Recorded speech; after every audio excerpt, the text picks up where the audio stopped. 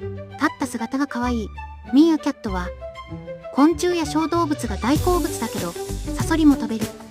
他にも、毒ヘビやクモなどの危険な生き物も食べる。体が毒に強いので、平気でバリバリ食べる。砂漠に住んでいるので、水をほとんど飲まず、昆虫や果物などの食べ物から水分を補給して生きている。